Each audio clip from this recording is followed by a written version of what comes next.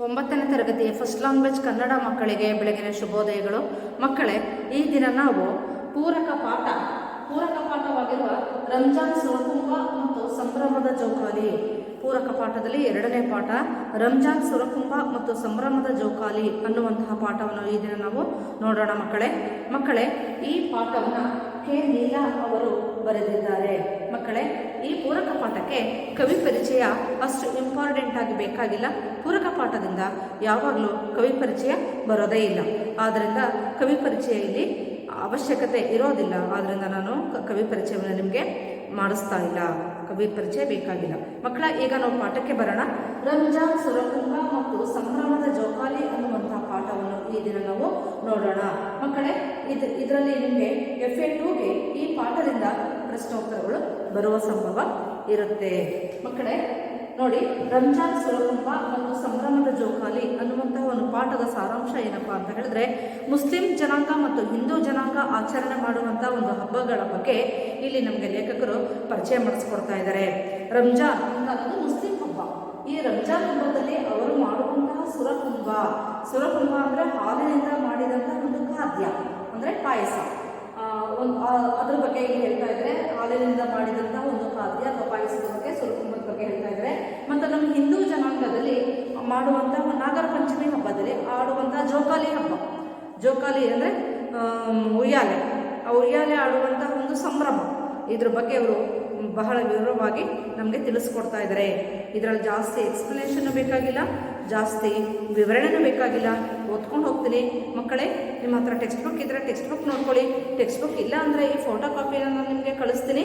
ಅದನ್ನು ನೀವು ಗಮನವಿಟ್ಟು ನೋಡಿ ಮತ್ತು ಈ ಗಮನವಿಟ್ಟು ಈ ವಿಡಿಯೋವನ್ನು ನೀವು ಕೇಳಿ. ಮಕ್ಕಳೇ, ಈಗ ಪಾಠಕ್ಕೆ ಬರ್ತಾ ಇದ್ದೀನಿ.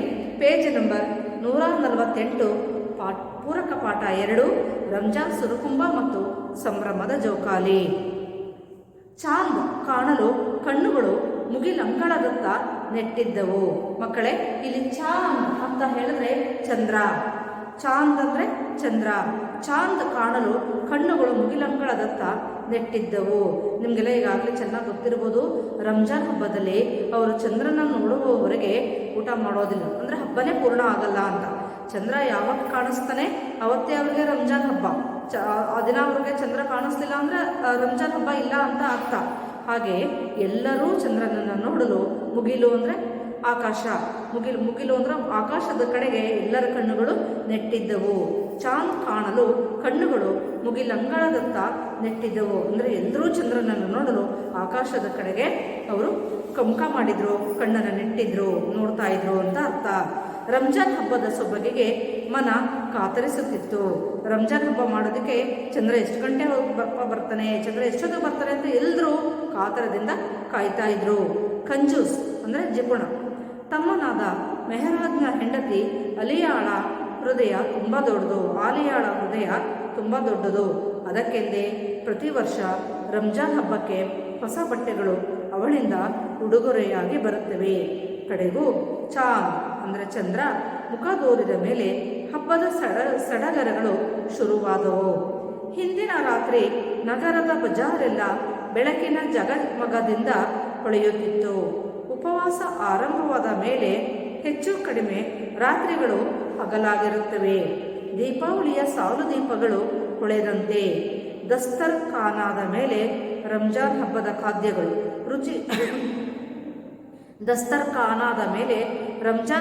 ಖಾದ್ಯಗಳು ರುಚಿಯಾದ ಗುಲ್ಗುಲೆ ಮತ್ತು ರಹಂ, ಹಾಲಿನಿಂದ ತಯಾರಿಸಿದ ಸುರಕುಂಭ, ಪ್ರೀತಿಯಿಂದ ಬಡಿಸುವ ಫರ್ವೀನ್ ಬೇಗಂಳ ಕೈತುಂಬ ಅರಳಿದ ಮೆಹಂದಿ, ಬೆರಳ ತುದಿಗೆ ಗಾಢ ಹೊಳಪಿನ ಬಣ್ಣ, ಘಲ್ಲೆನ್ನುವ ಬಳೆಗಳು, ಮಾತಿಗೆ ಪ್ರತಿಕ್ರಿಯಿಸುತ್ತಾ ಅಲ್ಲಾಡುವ ಜುಮುಕಿ, ಅತ್ತರಿನ ಘಮ. ಈದ್ ಮುಬಾರಕ್ ನೆರೆದವರ ಹೃದಯದಲ್ಲಿ ಖುಷಿಯ ಹಕ್ಕಿ ಗಿಲಿಕಿಯಾಡಿಸುತ್ತಿತ್ತು. ಮನೆಗೆ ಬಂದ ಮೇಲೆ ಅಮಿನಾ ಬೇಗಂ ಫೋನಿತ್ತು. ಮನೆಗೆ ಸುರಕುಂಭ ಕುಡಿಯಲು ಬರಲಿಲ್ಲವೆಂಬ ಮುನಿಸಿತ್ತು. ಇನ್ನೊಂದು ದಿನ ಸಹೇಲಿ ಗೆಳತಿಯರೆಲ್ಲ ಸೇರಿ ಹಾಲಿನ ಕೀರು ಕುಡಿಯುವುದಾಗಿ ಭರವಸೆಯಿತ್ತೆ. ಹಾಲಿನ ಕೀರು ಅಂದರೆ ಸುರಕುಂಭ ಕುಡಿಯುವುದಾಗಿ ಭರವಸೆಯಿತ್ತೆ. ಇಲ್ಲಿ ಲೇಖಕರು ಈ ಹಬ್ಬದ ಬಗ್ಗೆ ಹೇಳ್ತಾ ಅವರು ಹಬ್ಬಕ್ಕೆ ಅವರ ಗೆಳತಿ, ಮುಸ್ಲಿಮ್ಸ್ ಗೆಳತಿ ಇನ್ವೈಟ್ ಮಾಡಿರ್ತಾರೆ, ಇವರು ಹೋಗೋಕ್ಕಾಗೋದಿಲ್ಲ. ಅವಾಗ ಅವರು ತುಂಬ ಕೋಪದಿಂದ ಮುನಿಸು ತೋರಿಸ್ತಾ ಗೆಳತಿ ಮೇಲೆ ನೀನು ಬರಲಿಲ್ಲ ಅಂತ ಫೋನ್ ಮಾಡಿ ಕರೀತಾರೆ ತಮ್ಮ ಗೆಳೆಯರಿಗೆ. ಅವರು ಆ ಹಬ್ಬದಲ್ಲಿ, ರಂಜಾನ್ ಹಬ್ಬದಲ್ಲಿ ಮತ್ತು ಈದ್ ಮುಬಾರಕ್ ಹಬ್ಬದಲ್ಲಿ ಹೇಗೆ ರೆಡಿಯಾಗಿರ್ತಾರೆ, ಯಾವ ರೀತಿ ಅಲಂಕಾರವನ್ನು ಮಾಡ್ಕೊಂಡಿರ್ತಾರೆ, ಎಷ್ಟು ಸಂಭ್ರಮ ಸಡಗರದಿಂದ ಖುಷಿಯಿಂದ ಓಡಾಡ್ತಾ ಇರ್ತಾರೆ, ಎಷ್ಟು ಖಾದ್ಯಗಳನ್ನ ಮಾಡ್ತಾರೆ, ಯಾವ ರೀತಿ ಸಿಹಿಯಾದ ರುಚಿಗಳನ್ನ ಅಡುಗೆಗಳನ್ನ ಮಾಡ್ತಾರೆ ಅನ್ನೋದ್ರ ಬಗ್ಗೆ ಲೇಖಕರು ಈ ಪ್ಯಾರದಲ್ಲಿ ನಮಗೆ ವಿವರಣೆಯನ್ನು ಕೊಡ್ತಾ ಬರ್ತಾ ಇದ್ದಾರೆ. ಮಕ್ಕಳೇ ಈಗ ಮುಂದಿನ ಪ್ಯಾರಕ್ಕೆ ಬನ್ನಿ. Second para. ಪತ್ರಿಕೆ ತಿರುವಿದರೆ ಅಫ್ಜಲ್ಪುರ ತಾಲೂಕಿನ ದೇವಣಗಾಂವ್ ಗ್ರಾಮದ ಮುಸ್ಲಿಮೇತರ ಯುವಕರಿಬ್ಬರು ತಿಂಗಳು ಪೂರ್ತಿ ಉಪವಾಸವಿದ್ದ ವರದಿ ಇತ್ತು. ನೋಡಿ, ಇಲ್ಲಿ ಏನಪ್ಪ ಹೇಳ್ತಾ ಇದ್ದಾರೆ ಅಂದರೆ, ಎರಡನೇ ಪ್ಯಾರದಲ್ಲಿ ಪತ್ರಿಕೆ ತೆರೆದರೆ ಅಂದರೆ ಪೇಪರ್ ಓದಿದ್ರೆ ಗೊತ್ತಾಗುತ್ತೆ. ಅಲ್ಲಿ ಈ ಅಫ್ಜಲ್ಪುರ ತಾಲೂಕಿನ ದೇವಣಗಾಂವ್ ಅನ್ನುವಂಥ ಒಂದು ಹಳ್ಳಿ. ಆ ಹಳ್ಳಿನಲ್ಲಿ ಮುಸ್ಲಿಮೇತರ ಅಂದರೆ ಆಲ್ಮೋಸ್ಟ್ ಯುವಕರು, ಹಿಂದೂಗಳು, ಮುಸ್ಲಿಮೇತರ ಯುವಕರಿಬ್ಬರು, ಬೇರೆ ಮುಸ್ಲಿಂ ಅಲ್ಲದ ಇಬ್ಬರು ಯುವಕರುಗಳು ತಿಂಗಳು ಪೂರ್ತಿ ಉಪವಾಸವಿದ್ದ ಒಂದು ವರದಿ ಇತ್ತು. ಮುಸ್ಲಿಂ ಬಾಂಧವರು ಮತ್ತು ಈ ಯುವಕರು ಸೇರಿಕೊಂಡೇ ಸಾಯಂಕಾಲ ಉಪವಾಸ ಬಿಡುತ್ತಿದ್ದರಂತೆ. ಬೀದರ್ ಜಿಲ್ಲೆಯ ಹುಮಾನಾಬಾದಿನಲ್ಲಿ ಪ್ರತಿ ವರ್ಷ ಮುಸ್ಲಿಮೇತರ ಗೆಳತಿಯರೆಲ್ಲ ಸೇರಿ ಮುಸ್ಲಿಂ ಸೋದರಿಯರಿಗೆ ಇಫ್ತಿಯಾರ್ ಕೂಟ ಏರ್ಪಡಿಸುವ ಪ್ರತೀತಿ ಇದೆ. ಈ ಬೀದರ್ನಲ್ಲಿ ಮುಸ್ಲಿಮೇತರ ಗೆಳತಿಯರೆಲ್ಲ ಸೇರಿ ಮುಸ್ಲಿಮ್ಸ್ ಗೆಳತಿಯರಿಗೋಸ್ಕರ ಇಫ್ತಾರ್ ಕೂಟ ಅಂತ ಹೇಳಿದೆ. ಅವರು ಬೆಳಗ್ಗೆಯಿಂದ ಸಂಜೆವರೆಗೂ ಉಪವಾಸ ಇರ್ತಾರೆ. ಸಂಜೆ 6 ಗಂಟೆ ನಂತರ ಅವರು ಉಪವಾಸನ ಬಿಟ್ಟಾಗ ಮಾಡುವಂತಹ ಒಂದು ಊಟಕ್ಕೆ ಇಫ್ತಾರ್ ಕೂಟ ಅಂತ ಹೇಳ್ತಾರೆ. ಆ ಥರ ಊಟಕ್ಕೆ ಇಫ್ತಾರ್ ಕೂಟವನ್ನು ಈ ಮುಸ್ಲಿಮೇತರ ಗೆಳತಿಯರೆಲ್ಲ ಮುಸ್ಲಿಂ ಗೆಳತಿಯರಿಗೆ ಏರ್ಪಾಟು ಮಾಡ್ತಾ ಇದ್ರಂತೆ. ಇದು ಒಂದು ಪ್ರತೀತಿಯಾಗಿ ಬೆಳೆಸ್ಕೊಂಡು ಬಂದಿದ್ರಂತೆ. ಈ ರೀತಿಯಲ್ಲಿ ಹಿಂದೂ ಮತ್ತು ಮುಸ್ಲಿಮ್ಸ್ನಲ್ಲಿ ಬಾಂಧವ್ಯ ಇತ್ತು ಅಂತ ಇಲ್ಲಿ ನಮಗೆ ಲೇಖಕರು ತಿಳಿಸ್ಕೊಡ್ತಾ ಇದ್ದಾರೆ. ರಾಜಕೀಯ ಪಕ್ಷಗಳ ತೋರಿಕೆಯ ಕೂಟದಂತಲ್ಲ.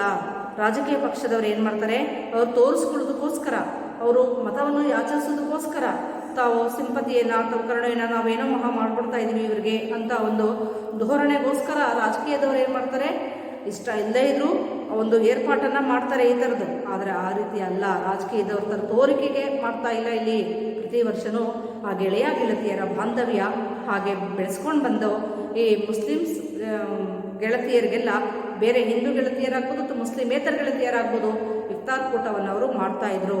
ಮತ್ತು ಮುಸ್ಲಿಮ್ಸ್ ಗೆಳತಿಯರ ಜೊತೆ ಸೇರಿ ಅವರು ಸಹ ಉಪವಾಸ ಇದ್ದು ಇಬ್ಬರು ಒಟ್ಟಿಗೆ ಇಫ್ತಾರ್ ಕೂಟದಲ್ಲಿ ಭಾಗವಹಿಸಿ ಊಟವನ್ನು ಮಾಡ್ತಾಯಿದ್ರು. ಈ ರೀತಿಯಲ್ಲಿ ಅವರ ಹಬ್ಬವನ್ನು ಆಚರಣೆ ಮಾಡ್ತಾಯಿದ್ರು, ರಂಜಾನ್ ಹಬ್ಬವನ್ನು. ಇಲ್ಲಿ ಯಾವುದೇ ಒಂದು ತೋರಿಕೆಯ ಆಡಂಬರ ಇರಲಿಲ್ಲ ಅಂತ ಇಲ್ಲಿ ಹೃದಯವಂತಿಕೆ ಇತ್ತು ಅಂತ ಇಲ್ಲಿ ನಮಗೆ ಲೇಖಕರು ತೋರಿಸ್ಕೊಡ್ತಾ ಇದ್ದಾರೆ, ಹೇಳ್ತಾ ಇದ್ದಾರೆ ಈ ಲೇಖನದಲ್ಲಿ. ಹೆಣ್ಣು ಮಕ್ಕಳು ಉಲ್ಲಾಸದಿಂದ ಹಾಡಿ ನಲಿದು ಹೃದಯಾಂತರಾಳದಿಂದ ಪರಸ್ಪರ ಸ್ನೇಹ ಹಂಚಿಕೊಳ್ಳುವ ಹೊತ್ತದು. ಸಂತಸದ ಕ್ಷಣಗಳಲ್ಲಿ ಎಲ್ಲರನ್ನೂ ಒಳಗೊಳ್ಳುವ ಪ್ರಜ್ಞೆಯ ಮೂಲ ಸೆಲೆ ಈ ನಾಡಿನಲ್ಲಿ ಬತ್ತುವುದಿಲ್ಲ ಎನ್ನುವುದಕ್ಕೆ ಇವೆಲ್ಲ ಘಟನೆಗಳು ಸಾಕ್ಷಿಯಾಗಿವೆ. ಪ್ರಜ್ಞೆಗಳು ಇದರಲ್ಲಿ ಎಷ್ಟರ ಮಟ್ಟಿಗೆ ಅವರು ಪ್ರಜ್ಞಾಪೂರ್ವಕವಾಗಿರ್ತಿದ್ರು, ಎಷ್ಟರ ಮಟ್ಟಿಗೆ ಬಾಂಧವ್ಯದಿಂದ ಇರ್ತಿದ್ರು, ಎಷ್ಟು ಉಲ್ಲಾಸದಿಂದ, ಸಂತೋಷದಿಂದ, ಖುಷಿಯಿಂದ ಹಾಡಿ ನಲಿದು ಈ ಹಬ್ಬವನ್ನು ಆಚರಣೆ ಮಾಡುತ್ತಿದ್ರು. ಹಿಂದೂಗಳಾಗ್ಬೋದು, ಮುಸ್ಲಿಮ್ಸ್ ಆಗ್ಬೋದು, ಅವರಲ್ಲಿ ಆ ಬಾಂಧವ್ಯ ಇತ್ತು. ಈ ಮುಸ್ಲಿಮ್ಸರು ಹಿಂದೂಗಳ ಹಬ್ಬ ಆಚರಣೆ ಮಾಡೋದು, ಹಿಂದೂಗಳು ಮುಸ್ಲಿಮ್ಸ್ ಹಬ್ಬ ಆಚರಣೆ ಮಾಡುವುದು ಇದು ಅವರ ಒಂದು ಬಾಂಧವ್ಯವನ್ನು ತೋರಿಸ್ತದೆ. ಇವೆಲ್ಲ ಘಟನೆಗಳು ಸಾಕ್ಷಿಯಾಗಿವೆ ಅಂತ ಇಲ್ಲಿ ಲೇಖಕರು ಈ ಪ್ಯಾರದಲ್ಲಿ ನಮಗೆ ತಿಳಿಸ್ಕೊಡ್ತಾ ಇದ್ದಾರೆ ಮಕ್ಕಳ. ನೆಕ್ಸ್ಟ್ ಪ್ಯಾರಕ್ಕೆ ಬನ್ನಿ ಮಕ್ಕಳ.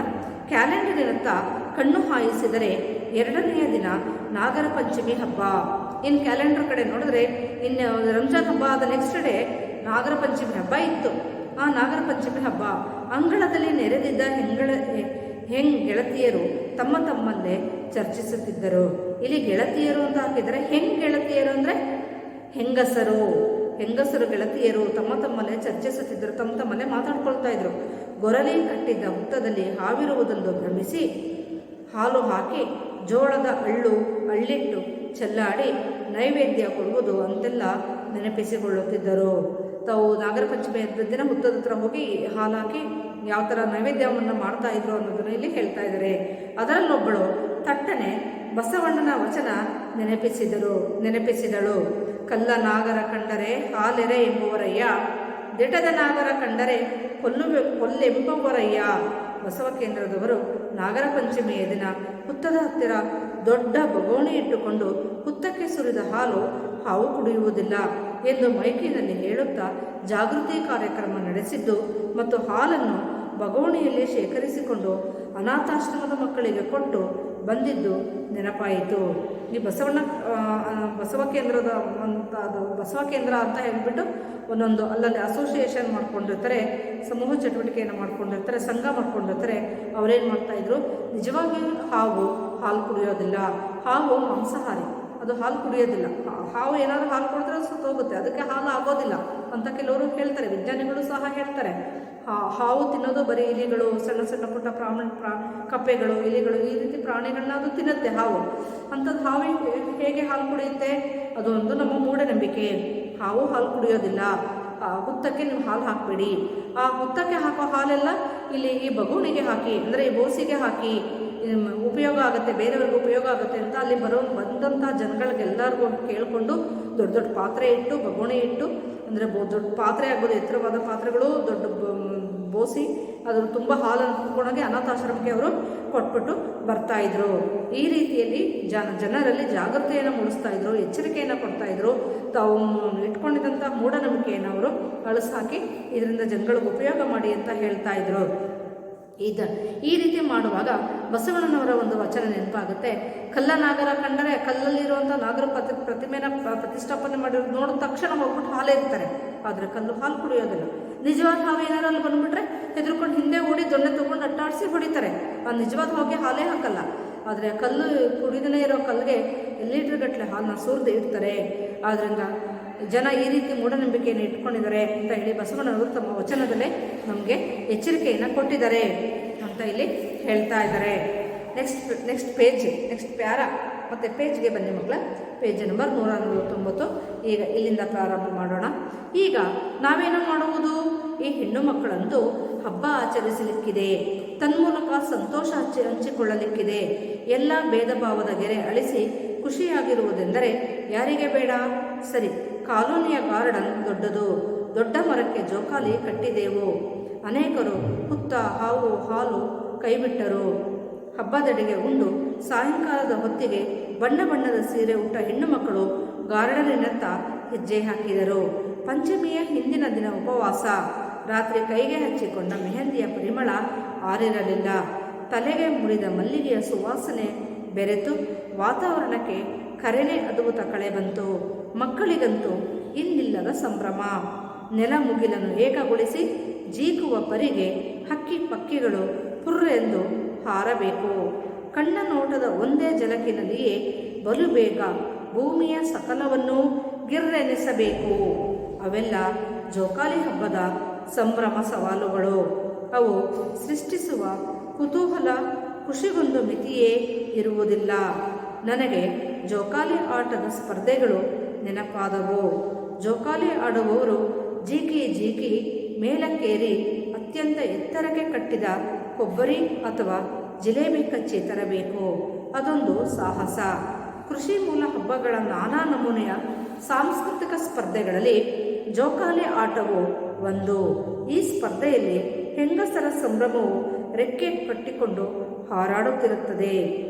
ಇನ್ನು ಹಿಂದೂಗಳ ಹಬ್ಬ ವಿವರಣೆ ಕೊಡ್ತಾ ಇದರಲ್ಲಿ ಲೇಖಕರು. ಇನ್ನು ಹಿಂದೂಗಳ ಹಬ್ಬದಲ್ಲಿ ನಾಗರ ಪಂಚಮಿ ಹಬ್ಬವೂ ಸಹ ಒಂದು ಪ್ರಮುಖವಾದ ಹಬ್ಬ.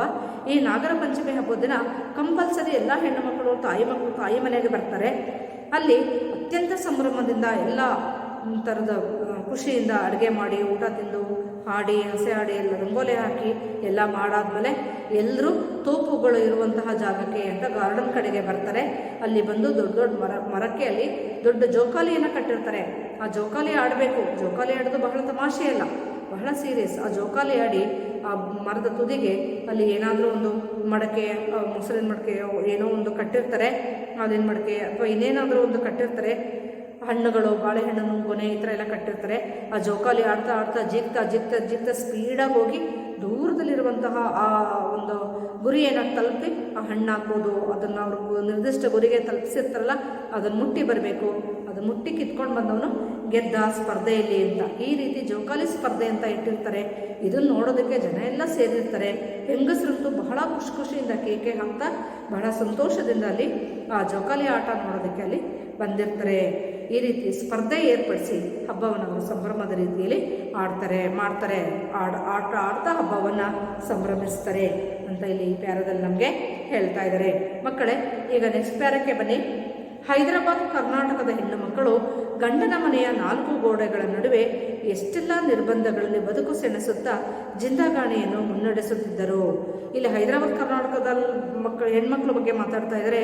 ಇವರು ಗಂಡನ ಮನೆಯಲ್ಲಿ 4 ಗೋಡೆ ಒಳಗಡೆ ಅವರು ತಮ್ಮ ಜೀವನವನ್ನು ಅವರು ಸಾಗಿಸ್ಬೇಕಾಗಿತ್ತು. ಜೀವನದ ಜಿಂದಾಗಾಣಿ ಅಂದರೆ ಅದು ಕಷ್ಟವಾದಂಥ ಬದುಕನ್ನು ಅವರು ನಡೆಸಬೇಕಾಗಿತ್ತು ಅಂತ ಇಲ್ಲಿ ಹೇಳ್ತಾ ಇದ್ದಾರೆ. ಅವರ ಸಂಕಟ ನೋವುಗಳು ಸುಖ ಸಂತೋಷಗಳು ಬುರಾಯಿಗಳಲ್ಲಿ ಹಾಡುಗಳಾಗಿ ಬರುತ್ತಿದ್ದವು. ಅವರು ಏನೆಲ್ಲ ಸಂಕಟ ನೋವು ದುಃಖ ಏನೆಲ್ಲ ಮಾಡ್ಕೊಳ್ತಾರೆ ಅದನ್ನೆಲ್ಲ ಹಾಡಿನ ರೂಪದಲ್ಲಿ ಅವರು ಹಾಡ್ತಾ ಇದ್ರು. ಎಲ್ಲರೂ ಕೈ ಹಿಡಿದುಕೊಂಡು ಗೋಲಾಗಿ ನಿಂತರು. ಹಾಡು ಮೊದಲುಗೊಂಡಿತು. ನಾಗರ ಪಂಚಮಿ ನಾಡಿನ್ಯಾಗ.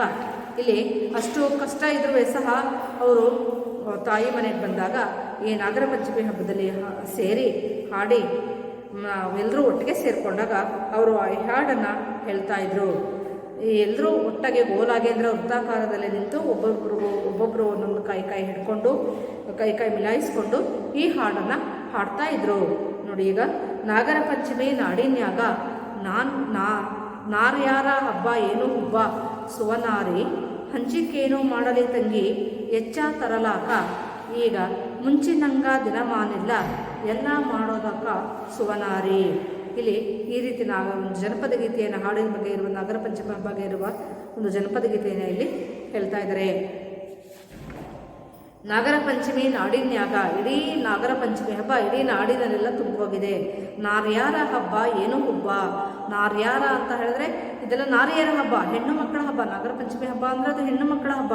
ಹೆಣ್ಣು ಮಕ್ಕಳು ಬಂದು ತಾಯಿ ಮನೆಗೆ ಬಂದು ತನ್ನ ಅಣ್ಣ ತಮ್ಮಂದರಿಗೆ ಸಿಂಗರಿಸಿ ಅವರಿಗೆ ಒಳ್ಳೆಯ ಅಡುಗೆಯನ್ನು ಮಾಡಿಬಡಿಸಿ ಮತ್ತು ಅವರಿಗೆ ಅವರ ಆಯಸ್ಸು ವೃದ್ಧಿಯಾಗಲಿ ಅವರು ಐಶ್ವರ್ಯವಂತರಾಗಲಿ ಅಂತ ಹರಿಸಿ ಸಂಭ್ರಮ ಪಡ್ತಾರಲ್ಲ, ಅದು ಆ ಸಂಭ್ರಮನ ಹೇಳತೀರ್ದು ಅಷ್ಟು ಸಂಭ್ರಮದಿಂದ ಅವರು ಲವಲವಿಕೆಯಿಂದ ಓಡಾಡ್ತಾ ಇರ್ತಾರೆ ತಾಯಿ ಮನೆಯಲ್ಲಿ ಹೆಣ್ಣು ಮಕ್ಕಳು ಅಂತ ಇಲ್ಲಿ ಹೇಳ್ತಾ ಇದ್ದಾರೆ. ನಾರ್ಯಾರ ಹಬ್ಬ ಏನು ಹುಬ್ಬ. ನಾರಿಗಳ ಹಬ್ಬ ಏನು ಹುಬ್ಬ, ಏನು ಸಂಭ್ರಮ ಅಂತ ಇಲ್ಲಿ ಹೇಳ್ತಾ ಇದ್ದಾರೆ. ಸುವನಾರಿ ಹಂಚಿಕೆಯನ್ನು ಮಾಡಲಿ ತಂಗಿ ಎಚ್ಚ ತರಲಾಕ. ನಾನೇನು ಮಾಡಲಿ ತಂಗಿ, ನಾನು ಏನು ಕೊಡಲಿ ನಿನಗೆ, ಏನು ತರಲಿ ಅಂತ ಇಲ್ಲಿ ಅಣ್ಣ ತಂಗಿಯರನ್ನ ಕೇಳಿಕೊಂಡು ಅಕ್ಕ ತಂಗಿಯರನ್ನ ಕೇಳ್ಕೊಂಡು ಮನೆ ತುಂಬ ಓಡಾಡೋ ಒಂದು ಸಂಭ್ರಮ ಹೇಳಲೇತೀರ್ದು. ಈಗ ಮುಂಚಿನಂಗ ದಿನಮಾನಿಲ್ಲ, ಈಗ ಮೊದಲ ಥರ ಇಲ್ಲ, ಎಲ್ಲ ಮಾಡೋದಕ್ಕೆ ಸುವನಾರಿ. ಈಗ ಮೊದಲ ಥರ ಇಲ್ಲ, ಎಲ್ಲ ಮಾಡೋದಕ್ಕೆ ಎಲ್ಲ ಬೆಲೆಗಳು ಏರಿವೆ, ಏನೇನು ತರಬೇಕು ಹೇಳು ತಂಗಿ ಅಂತ ಹೇಳಿ ಅಣ್ಣ ತಂಗಿಯರ ಹತ್ರ ಬಂದು ಕೇಳ್ಕೊಳ್ತಾರೆ. ಈ ಒಂದು ಯಾತಕ್ಕೆ ಸಂಭ್ರಮದಿಂದ ಅವರು ಬಂದು ಅಲ್ಲಿ ಕೇಳ್ತಾರೆ. ಈ ಒಂದು ಅಣ್ಣ ತಂಗಿಯರ ಹಬ್ಬ ಮತ್ತು ಹೆಂಗಳರಿಯರ ನಾರಿಯರ ಒಂದು ಸಂಭ್ರಮವನ್ನು ಈ ಒಂದು ನಮಗೆ ಲೇಖನದಲ್ಲಿ ಲೇಖಕರು ಬಹಳ ಚೆನ್ನಾಗಿ ಸೊಗಸಾಗಿ ವಿವರ ಮಾಡಿ ಹೇಳ್ಕೊಡ್ತಾ ಇದ್ದಾರೆ ಮಕ್ಕಳ. ನೆಕ್ಸ್ಟ್, ಏರುತ್ತಿರುವ ಬೆಲೆಗಳು, ಹಬ್ಬದಡಿಗೆಯೂ ಮಾಡಲಿಕ್ಕಾಗದ ಪರಿಸ್ಥಿತಿ, ತವರಿಗೆ ಬಂದ ಮಗಳು ಗಂಡನ ಮನೆ ವಾರ್ತೆ ಹೇಳುವುದು, ಹೀಗೆ ಮಹಿಳೆಯೊಬ್ಬಳು ಪಡುವ ಪಾಡೆಲ್ಲವನ್ನು ಪಂಚಮಿ ಹಬ್ಬದ ಬುಲಾಯಿ ಸಂದರ್ಭದಲ್ಲಿ ಹಾಡಾಗಿಸುವಳು. ನೋಡಿ, ಅಲ್ಲಿ ಹೆಣ್ಮಕ್ಳ ಬಗ್ಗೆನೇ ಹಾಡು ಕಟ್ಟೋದು. ಗಂಡನ ಮನೇಲಿ ಎಷ್ಟು ಕಷ್ಟಪಡ್ತಾಳೆ, ಆಮೇಲೆ ಅಲ್ಲಿ ಬೆಲೆ ಏರ್ತಾ ಇದೆ, ಮನೆಗೆ ಜಾಸ್ತಿ ಬೆಲೆ ಏರ್ತಾ ಇರ್ಬೇಕಾದ್ರೆ ಜಾಸ್ತಿ ಸಾಮಾನು ತರಿಸ್ಕೊಳಕ್ಕಾಗಲ್ಲ. ಆ ಇರುವಂಥ ಸಾಮಾನಲ್ಲೇ ತನ್ನ ಕುಟುಂಬವನ್ನು ನಿರ್ವಹಣೆ ಮಾಡಬೇಕು, ಅಡುಗೆಯನ್ನು ಮಾಡಬೇಕು. ಆ ರೀತಿ ಗಂಡನ ಮನೆ ವಾರ್ತೆನ ಬಂದು ತಾಯಿ ಮನೆಗೆ ಹೇಳೋದು, ತಾನೆಲ್ಲ ಏನೆಲ್ಲ ಕಷ್ಟಪಡ್ತಾಳೆ ಅನ್ನೋದನ್ನು ಬಂದು ಹೇಳ್ಕೊಳ್ಳೋದು ಗೆಳತಿ ಹತ್ರ. ಇದನ್ನು ಬುಲಾಯಿ ಅಂದರೆ ಜನಪದ ಗೀತೆಯಲ್ಲಿ ಅವಳು ಹಾಡನ್ನಾಗಿ ಕಟ್ಟಿ ಹೇಳುವುದು, ಹಾಡಾಗಿ ಹೇಳುವುದು. ಬುಲಾಯಿಗೆ ನೆನೆದ ಹೆಣ್ಣು ಮಕ್ಕಳೆಲ್ಲ ಖಂಡಿತ ತವರು ಮನೆ ನೆನೆದು ಭಾವುಕರಾಗಿದ್ದು ಹೌದು. ಬುಲಾಯಿಗೆ ಅಂತಂದರೆ ಅಲ್ಲಿ ಬಂದಂಥ ಎಲ್ಲ ಹೆಣ್ಮಕ್ಳುಗಳು ಈ ಜನಪದ ಗೀತೆಯಲ್ಲಿ ಹೇಳಿದಂಥ ಹೆಣ್ಣಿನ ಸಂಕಟದ ಹಾಡನ್ನು ಕೇಳಿ ಎಲ್ಲ ಹೆಣ್ಣು ಮಕ್ಕಳು ಅಲ್ಲಿ ಭಾವುಕರಾಗಿ ಕಣ್ಣೀರು ತುಂಬಿಕೊಂಡು ತಮ್ಮ ದುಃಖವನ್ನು ತಮ್ಮ ಅಳುವನ್ನು ಸಹ ವ್ಯಕ್ತಪಡಿಸಿದ್ರು ಅಂತ ಇಲ್ಲಿ ಹೇಳ್ತಾ ಇದ್ದಾರೆ. ಇವರೆಲ್ಲರ ಜೀವನ ಜೋಕಾಲಿ ಹೀಗೆ ನಗುತ್ತಾ ಸ್ನೇಹ ಸೌಹಾರ್ದತೆಯಲ್ಲಿ ಜೀಕುತ್ತಲಿರಲಿ ಮನಸ್ಸು ಹಾಕಿ ಹಾರೈಸುತ್ತಾ ಉಳಿಯುತ್ತಿತ್ತು. ಈ ರೀತಿಯ ಸಂಭ್ರಮದಿಂದ ಮಾಡುವಂತಹ ಜೋಕಾಲಿ ಹಬ್ಬ ಆಗಲಿ, ಮುಸ್ಲಿಮ್ಸ್ ಹಬ್ಬ ರಂಜಾನ್ ಸುರ್ಕುಂಬ ಹಬ್ಬ ಆಗಲಿ, ಎಲ್ಲರೂ ಅವರ ಜೀವನ ಜೋಕಾಲಿ ಎಲ್ಲರ ಜೀವನ ಜೀವನ ಅನ್ನುವಂತಹ ಒಂದು ಜೋಕಾಲಿ, ಜೀವನ ಅನ್ನುವಂಥ ಉಯ್ಯಾಲೆ ಸಂಭ್ರಮದಿಂದ ಇರಲಿ, ಸಂತೋಷದಿಂದ ಇರಲಿ, ಸ್ನೇಹ ಸೌಹಾರ್ದತೆಯಲ್ಲಿ ಜೀಕುತ್ತಿರಲಿ.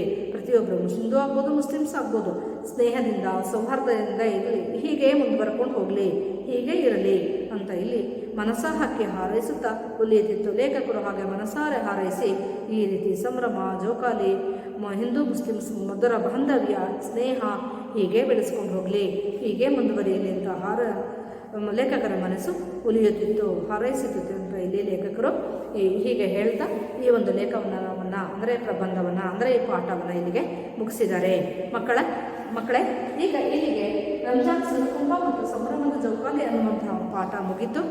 ಈಗ ನಾನು ನಿಮಗೆ ಈ ಪಾಠದ ಜೊತೆಗೆ ನಾನು ನಿಮಗೆ ನೋಟ್ಸನ್ನು ಕಳುಹಿಸುತ್ತೇನೆ. ಅದನ್ನು ನೀವು ನೋಟ್ಸನ್ನು ಬರ್ಕೊಳ್ಳಿ. ಧನ್ಯವಾದಗಳು ಮಕ್ಕಳೇ.